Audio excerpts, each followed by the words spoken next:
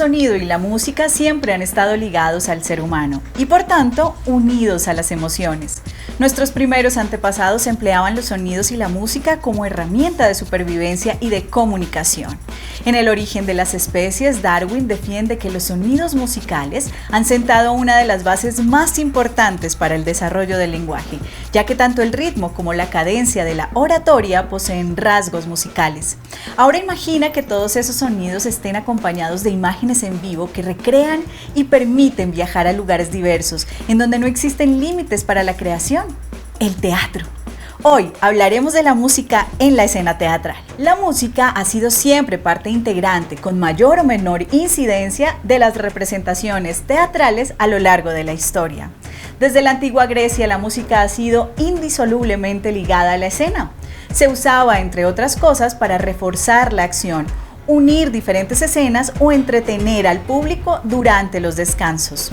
Esta unión entre música y teatro ha hecho nacer géneros como la ópera, la música incidental o el musical. La música en el teatro ayuda al espectador a ponerse en situación y seguimiento de la obra, así como a transmitirle diferentes emociones. Por ello es esencial saber cuál es la visión del director de escena y determinar el conjunto de sonidos o músicas que harán parte del montaje escénico, permitiendo una interacción con los demás elementos de la dramaturgia. En una obra teatral podemos usar la música al principio, música de obertura, en los entreactos y al final, así como utilizarla de fondo sonoro, música incidental o de ambientación. La música de obertura. Esta nos aporta una información previa a lo que vamos a ver, una información sobre el tiempo, el espacio, la época o los participantes, entre otros detalles. Este tipo de música nos permite preparar a la audiencia en un estado de ánimo previo, en un ambiente o en una atmósfera. La música de entreactos. Esta nos puede servir para ofrecer un momento de reflexión en el espectador sobre lo que acaban de ver, o por otra parte, nos puede servir para crear una expectativa, para crear emoción sobre lo que van a ver. Es frecuente que en el entreacto encontremos cambios escenográficos. En este caso, la música nos sirve para dar una sensación de continuidad y focalizar la atención del espectador en la trama argumental. La música final. Esta se trata de un momento en el que la música puede recoger todas las emociones de la obra y dar una información clara sobre el desenlace de la trama. Las músicas incidentales. Sería la música denominada como música de fondo. Es una música que acompaña a la acción de la escena y no la escuchan los personajes que están en el escenario. Su función es dar énfasis a las acciones y emociones del momento, a la vez que intenta proponer una reacción en la audiencia. Y por último, tenemos la música de ambientación.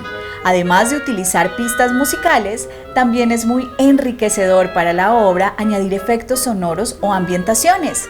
La música teatral es la menos explorada de las artes teatrales. Los sonidos pasan a ser el otro texto del director, que se sirve de ellos para significar allí donde las palabras redundan o no llegan al espacio de abstracción que posibilita el sonido. El músico teatral debe interpretar las voces de los actores, lo que sucede en la escena para proponer, imaginar y probar sonidos. El músico teatral debe ser un actor más que cada noche ejecute su partitura. Jean-Jacques Lemaitre es el músico del Teatro del Sol. Es intérprete, compositor y luthier.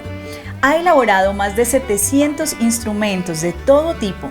Trabaja con la voz del actor, saca su afinación o desafinación, su timbre y su color, y desde allí modifica o construye el instrumento.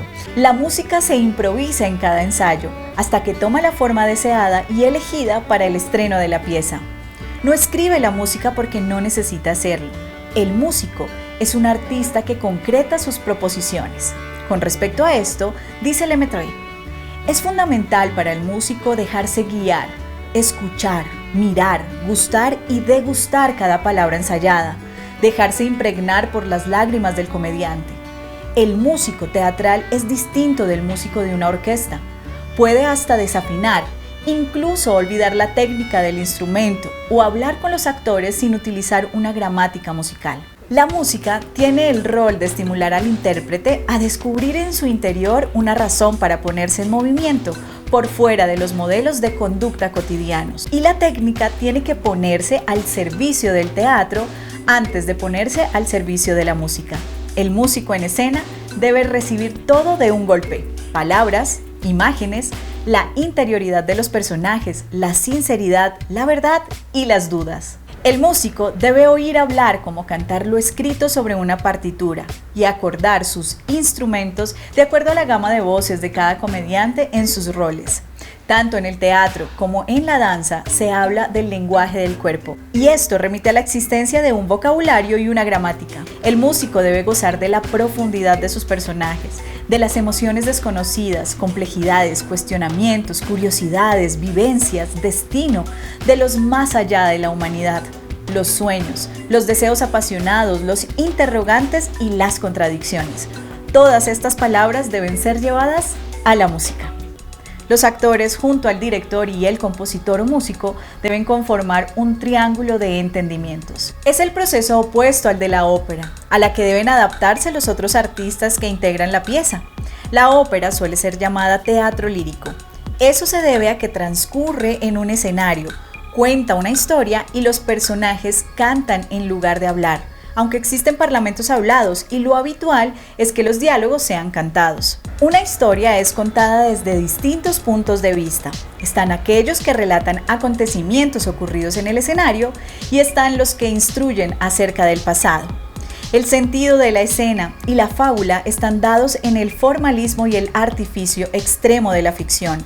La importancia de no ocultar el artificio, sino más bien de hacerlo evidente, es propia del código de la ópera y se diferencia sustancialmente del teatro. El camino del teatro hacia la ópera consiste en recuperar cuánto hay de teatro en la ópera y trabajar sobre las historias contadas cantadas.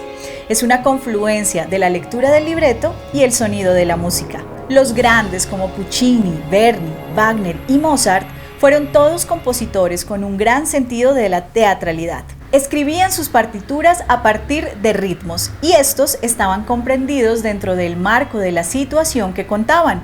Los directores de ópera suelen preguntarse cómo lograr que se interprete cantando y que se cante interpretando. No se trata de hacer luchar las palabras contra la música, sino de integrarlas. Desestructurar lo estructurado impone cambiar el diagrama de la escena, ya que las reposiciones exigen tanto trabajo como las creaciones. Se hace necesaria la elaboración de nuevas imágenes que produzcan emociones frescas e intensas. Gracias por acompañarnos hasta aquí. Por favor, déjanos tus comentarios y opiniones sobre el tema que tocamos en este video y cuéntanos si quieres conocer más sobre otros oficios que se desarrollan dentro del teatro y las artes escénicas. Si aún no te has suscrito al canal, por favor hazlo y dale like al video si te gustó. Si aprendiste, compártelo. Nos vemos en la próxima.